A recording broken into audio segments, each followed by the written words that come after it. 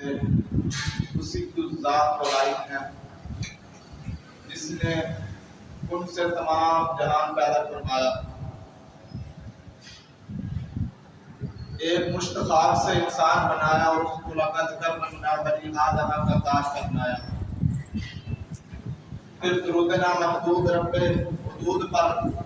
جس کا وجود اس جہان کی پیدائش کا سبب ہے، سارا باغ عالم اسی ایک سچے پھول کے لیے لگایا گیا۔ آدم اور آل میان، عالم اور آل میان اسی دلہا کے براتی اور اسی نوشہ کے دفعالی ہیں۔ دوستان محترم، میں نے جو آپ کے سامنے آیت کریمہ پڑھنے کا شرف حاصل کیا ہے، اس میں رب تعالیٰ نے ارشاد فرمایا وَإِن كُنتُمْ فِي رَيْبٍ مِّمَّا نَزَّلْنَا عَلَىٰ عَبْدِنَا فَأْتُوا بِسُورَةٍ مِّن مِّثْلِهِ، فرمایا اگر تم کو اے کافرو کچھ اس کتاب میں کوئی شک ہو جو ہم نے اپنے بندہ خاص پر اتاری، تو فرمایا تم اس کی مثل ایک صورت لے آؤ۔ وَادْعُوا شُهَدَاءَكُم مِّن دُونِ اللَّهِ إِن كُنتُمْ صَادِقِينَ، فرمایا اگر تم اپنے دعوے میں سچے ہو تو فرمایا اللہ کے سوا اپنے سارے مددگاروں کو بلا لو۔ تو جس وقت یہ آیت کریمہ نازل ہوئی، اس کا شان نزول یہ ہے کہ کفار مکہ کہتے تھے کہ آقا علیہ الصلوۃ والسلام اپنی طرف سے قرآن بنا کر سناتے ہیں، تو میرے محبوب علیہ الصلوۃ والسلام قرآن تعالیٰ کی ذات نے فرمایا محبوب آپ جواب نہ دیں بلکہ آپ کی طرف سے ہم جواب دیتے ہیں۔ تو آپ نے اپنا قرآن نازل کیا کہ محبوب ان کافروں کو بتا دو کہ اگر یہ قرآن میرا کلام انسان کی بنائی ہوئی ہے تو تم بھی ایسا بنا سکتے ہو، تم بھی اس طرح کا بنا کر لے آؤ۔ فرمایا میں مومنوں کا مددگار ہوں،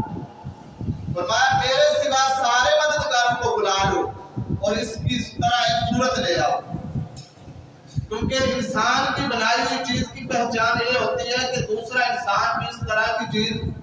بنا سکتا ہے، جو کسی انسان سے نہ بن سکے سمجھ لو کہ وہ خدائی مصنوع ہے، وہ خدا تعالیٰ کی بنائی ہوئی چیز ہے۔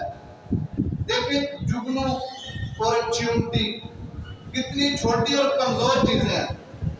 مگر سبھی جانتے ہیں کہ اس کو خدا تعالیٰ نے بنایا، وہ خدائی مصنوع ہے۔ اور بجلی اور انجن، ہوائی جہاز، ریل گاڑی یہ کتنے بڑے بڑے ہیں، لیکن کوئی نہیں کہتا کہ اس کو خدا تعالیٰ نے بنایا۔ کیوں؟ اس لیے کہ آج سینکڑوں صدہا کارخانے انجنوں اور بجلی بنانے کے ہیں، مگر جگنوں اور چیونٹی بنانے کا کوئی بھی کارخانہ نہیں۔ اسی لیے رب تعالیٰ نے فرمایا کہ اگر تم کہتے ہو کہ یہ قرآن انسان کی بنائی ہوئی چیز ہے تو تم بھی ایسا قرآن بنا لو۔ فرمایا میرے سوا اپنے سارے مددگاروں کو بلا لو، فرمایا لیکن تم ہرگز ایسا نہ کر سکو گے۔ اس میں غور کرنے پر معلوم ہوتا ہے کہ قرآن کی تعریف ہوتی ہے، بظاہر قرآن کی تعریف ہو رہی ہے، مگر غور کرنے پر معلوم ہوتا ہے کہ اس میں قرآن کی بھی تعریف ہے اور صاحب قرآن کی بھی، کیونکہ حضور نبی کریم صلی اللہ علیہ وسلم مخلوق میں سے کسی کے شاگرد نہیں بلکہ استاد کل ہو کر تشریف فرما ہوئے۔ کسی شاعر نے کہا کہ لکھنے نہ پڑے جناب والا شاگرد رشید حق تعالی، اور دستور ہے قاعدہ ہے کہ بڑے استاد کے شاگرد سے بڑے ہوتے ہیں۔ ایم اے کے ماسٹر کے پاس پڑھنا ایک کا کام نہیں، اور جس کا سکھانے والا پڑھانے والا پروردگار عالم ہے تو سیکھنے والے محبوب کیسے لیں اور حکمت والے ہوں گے۔ اسی لیے فرمایا کہ سارے مددگاروں کو بلا لو، سارے دنیا بھر کے عالموں کو جمع کر کے مقابلہ کرو، مگر نہ ہو سکے گا، کیونکہ سارے عالم مخلوق ہی سے پڑھ کر عالم بنے ہیں، مخلوق کے شاگرد ہیں، وہ اس ذات کا کس طرح مقابلہ کر سکتے ہیں جس کا سکھانے والا پروردگار عالم ہے اور سیکھنے والے حضور علیہ السلام۔ تو مفسرین کرام فرماتے ہیں کہ اس آیت میں جو مصری ہے اس کی ضمیر حضور نبی کریم علیہ السلام کی طرف لوٹتی ہے۔ تو اس آیت کے ایک معنی یہ بھی ہوئے کہ کوئی ایک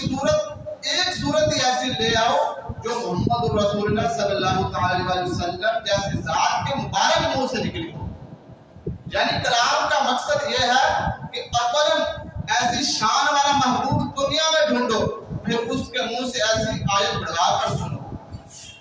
تو اب نہ تو ایسی شان والا محبوب دنیا میں ڈھونڈنے سے ملے گا، نہ ایسا کلام سنا سکے گا۔ اس سے معلوم ہوا کہ حضور نبی کریم علیہ السلام بے مثل اور بے مثال ہیں۔ اور آقا علیہ السلام نے فرمایا ایکم مثلی، فرمایا تم میں میری مثل کون ہے؟ اور قرآن فرماتا ہے قل انما انا بشر مثلکم، اے محبوب فرما دیجیے کہ میں تمہاری طرح بشر ہوں۔ اور حدیث پاک میں ہے ایکم مثلی، تم میں میری مثل کون ہے؟ اور ایک اور جگہ ارشاد فرمایا ولکنی لست کاحد منکم، فرمایا ہم تمہاری طرح نہیں، ہم بشر تو ہیں لیکن ہم تمہاری طرح نہیں۔ اور عقل کا بھی تقاضا یہی ہے کہ حضور نبی کریم علیہ السلام کی طرح کوئی نہیں، کیونکہ ہم سب مومن، حضور نبی کریم علیہ السلام ایمان، ہم سب صادق، حضور نبی کریم علیہ السلام سراپا صدق، لوگ عالم، حضور نبی کریم علیہ السلام سراپا علم، کیونکہ ان کے احوال پاک جاننے کا پہچاننے کا نام علم ہے۔ ہماری نیند ہمارا وضو توڑ دے، آقا علیہ السلام کی نیند وضو نہ توڑے، ہمارا پیشاب پخانا نہ پاک، آقا علیہ السلام کی یہ تمام چیزیں امت کے لیے پاک، ہم سب سن کر ذات و صفات اور جنت دوزخ پر ایمان لائے، ہمارا ایمان سنا ہوا۔ آقا علیہ السلام دیکھ کر معراج میں ہم سب پر 5 نمازیں فرض، آقا علیہ السلام پر 6، تہجد پہ وَمِنَ اللَّيْلِ فَتَہَجَّدْ بِهِ نَافِلَةً لَكَ، یعنی محبوب علیہ السلام آپ رات میں تہجد پڑھیے، یہ نماز آپ کے لیے زیادہ ہے۔ ہم کو 4 بھی یہ انکا میں رکھنا چاہیے، آقا علیہ السلام کس قدر چاہیے حلال، ہمارا مال میراث میں تقسیم ہو، آقا علیہ السلام کا نہ ہو، اور ہماری موت کے بعد ہماری بیویاں جس سے چاہے نکاح کر لیں، ہم انہیں روک نہیں سکتے، لیکن آقا علیہ السلام کے ازواج پاک بعد کسی کے نکاح میں نہیں آ سکتے۔ وَلَا تَنْكِحُوا أَزْوَاجَهُ مِنْ بَعْدِهِ أَبَدًا، کہ ان کے ساتھ نکاح نہ کرو، ان کی فاطمہ ہرگز ان کی بیویوں کے ساتھ نکاح نہ کرو۔ لفظ کے بے شمار فرق ہیں، پھر کس طرح کہا جا سکتا ہے کہ ہم حضور جیسے بشر ہیں، ہم حضور جیسے ہیں؟ اور یہ ایک شاعر نے بہت خوب شعر کہا کہ وہ رحمت للعالمین اور تو سراپا بغضوں کی، پھر کس طرح آئے یقین تو بھی بشر وہ بھی بشر، تو شر ہے وہ خیر البشر، یکساں کہاں ہے خیر و شر،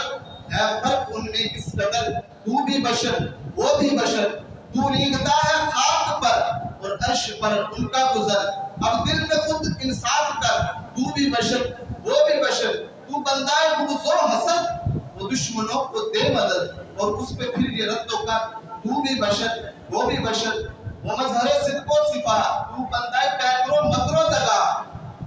کچھ سوچ بھی بہرے خدا،